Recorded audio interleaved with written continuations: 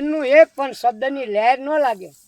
અને જેને જેને લહેર લાગી છે ને બાપા, ઈ ભવ સાગર તરી જાય. એટલે બાપુએ કીધું કે પતિ કે પાવન અધમ ઉદાહરણ, પતિ કે પાવન અધમ ઉદાહરણ, ભક્ત વચન ભગવાન. વચનનું પાલન કર્યું હોય ગુરુ મહારાજનું, અને રામદેવજી મહારાજના પદનું પાલન કર્યું હોય. આપણા સવારામ બાપાએ કીધું છે કે મરજીવા મોજને માણે, કોઈ મળે મને મરેલા. મરેલા કોને કહેવાય? જેને ભાવ નથી, જ્ઞાન નથી, કોઈ વસ્તુનું આચરણ પાલન નથી.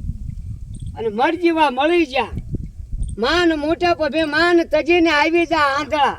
ફોગડ ફંદાની માય ફસાયો સિદ્ધ નિજ ધર્મ, માને મોઈને મોટે પે નહીં હાથે પોરાન. સમજ્યા?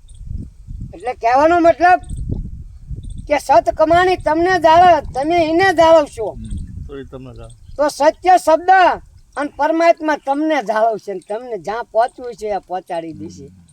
પણ મને તો એવું મારા ભાઈલા દેખાય છે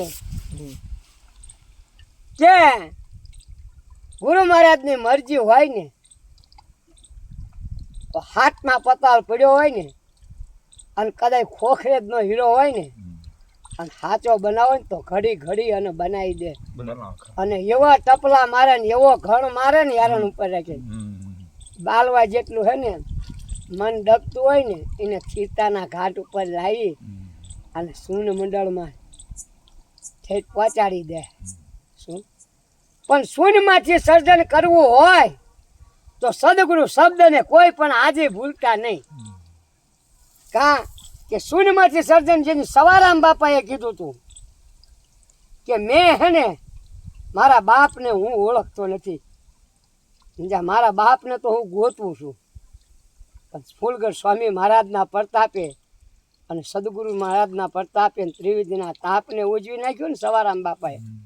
અને શબ્દને વડે જ્યારે ભળી ગયા, શબ્દ હારશે, શબ્દ પારશે, શબ્દથી નાવડી તરી જાય છે. પણ શબ્દને એનો નાતો બંધાઈ દીધો ને પછી ધણીએ ગુરુ મહારાજના પ્રતાપે સામે આવીને ઓળખાણ આપી. આ પ્રતાપ સામે આવીને ઓળખાણ આપી ને ત્યાં તો પ્રતાપ કોનો? ગુરુ મહારાજનો.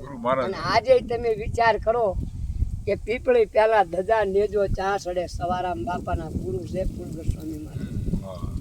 તો જેની સવાય કમાણી છે કે નામ જડ્યું છે, નામ જડાનું માચમ મળ્યું, મટી ગયો વાદ વિવાદ. નામના કોઈ પારખું હોય એ નામમાં જઈને ઠરી જાય, નામમાં જઈને ભળી જાય. નામ છે ને, નામ છે એ 14 લોકથી ન્યારા હે. આજ તમે મંથન કરો, કુંતર સવારામ બાપા વાસુદેવ બાપુને પૂછજો. નામ રહ્યું ને એ જ તમને ગંગા પાર ભવસાગર અને ભવબંધનમાંથી મુક્ત કરી દેશે.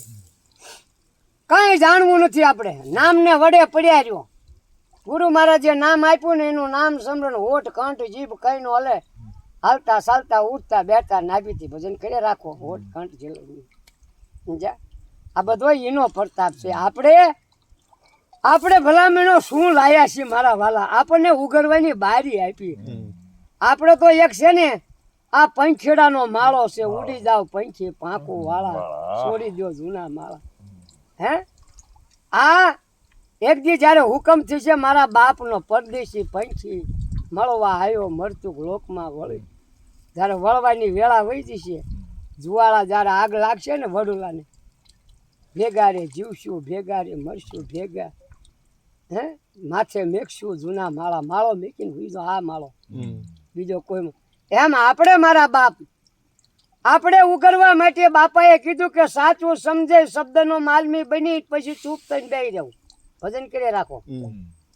શું જો આની અંદર જેમ રામચંદ્ર ભગવાનને લક્ષ્મણજીએ રેખા દોરી હતી ને કીધું આની આ ઉલ્લંઘન નહીં કરવાનું, આની બહાર જશો તો રાવણ આવીને ઉપાડી જશે.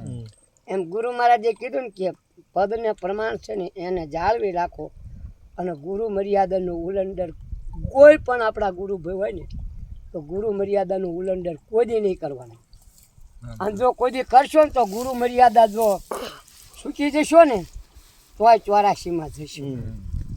તો 84 આપણે જોઈ નથી. 84 ને જ જોઈ પણ 84 લાખ અવનીમાંથી ઉગરવા માટે આપણને આ બારી છે. અને આજે જેને નથી ભીતર મને મળ્યા એ વાત બરોબર છે.